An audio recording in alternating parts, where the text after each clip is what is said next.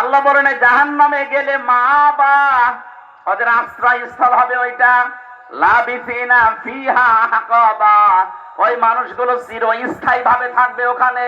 আজ বাংলাদেশে অনেকে কি প্রচার করেছে আমি জানি না, অনেকে মনে করেন যে আমি জাহান্নামে যাবো 2-5 দিন 1 বছর 5 বছর পরে বের হয়ে চলে আসবো।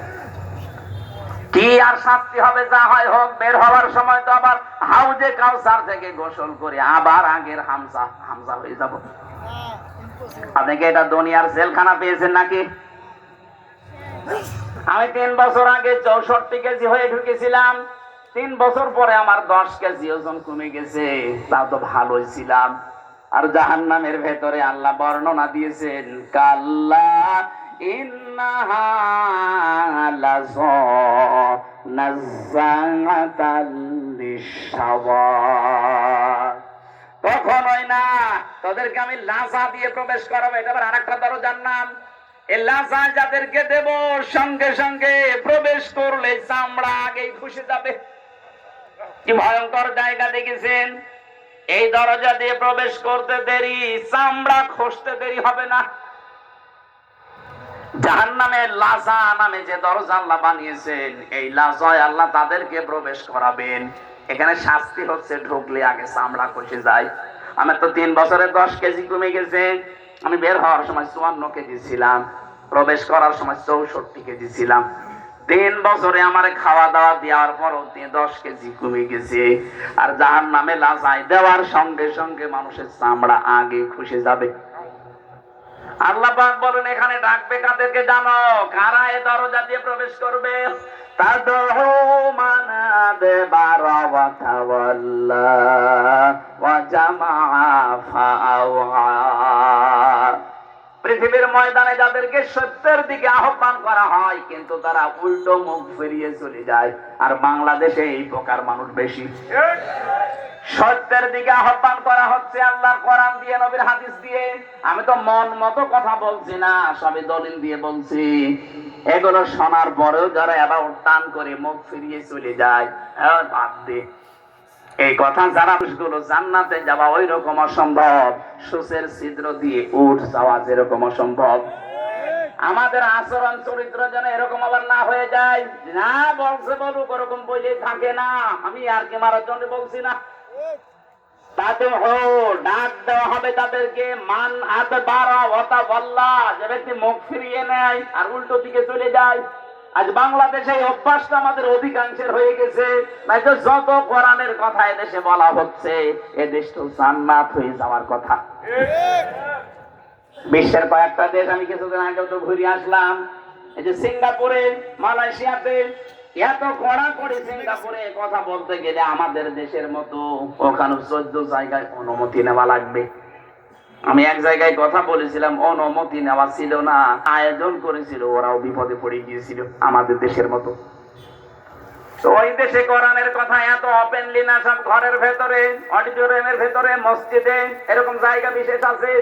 আর আমাদের দেশে এত উন্মুক্ত থাকার পরেও আমরা দেখতে পাচ্ছি সত্যের দিকে আলেমরা হাত পা ধরতে বাকি আছে।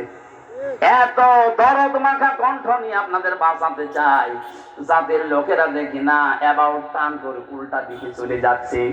আপনি কিন্তু জাহান্নামে লাজা, এই দরজা দিয়ে যাওয়ার উপক্রম উপযুক্ত হয়ে গেছেন।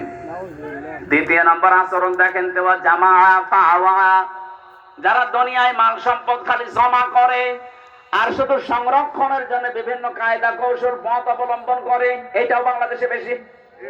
দিনের পরে দিন শুধু সম্পদ জমা করতে আছে। আর কি করে এটা সংরক্ষণ করা যায়, কি করবেন আপনি এটা দিয়ে? এখান থেকে 200 বছর পরে যদি আপনি আবার ফিরে আসেন এই কুমিল্লায়, এই জমজম হোটেলেও যদি আপনি ঢুকতে চান, আল্লাহর কসম 200 বছর পর আসলে জমজমে আপনাকে ঢুকতে দেবে না। আপনার ছেলের 3 পুরুষের পরে তারা ঠিক এটা বসবাস করবে। 3 পুরুষের 150 বছর পার হয়ে যাবে, 200 বছরের মাথায় আপনি আসবেন। আপনার ছবিও যদি টাঙানো থাকে, ওই 3 নাম্বার পুরুষ যেটা, সে বলবে না কে আপনি, কিসের মিজান? আপনি যদি থাকতে চান তাহলে মসজিদে গিয়ে থাকেন গা। এই কথা বলেন না কেউ? আল্লাহ রাব্বুল আলামিন এটা আমাদেরকে ১৫০০ বছর আগে জানিয়েছেন। আমাল হায়াতুদ দুনিয়া ইল্লা মাতাউল গুরুর। দুনিয়ার জীবনটা কিন্তু ধোঁকা। ও আমার বান্দা বান্দিরা, অনেক ভালোবাসি তোমাদেরকে, ধোঁকায় পড়েছে, নিজের আসল পুঁজি নষ্ট করে ফেলো না।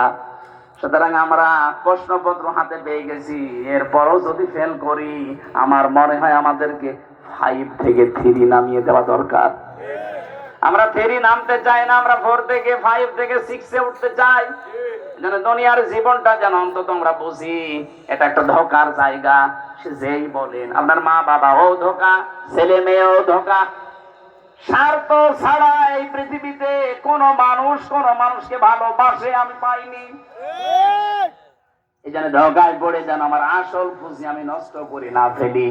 যাই করব আমার আখিরাতের পুঁজি যেন ঠিক থাকে। কথা বলে না কেন?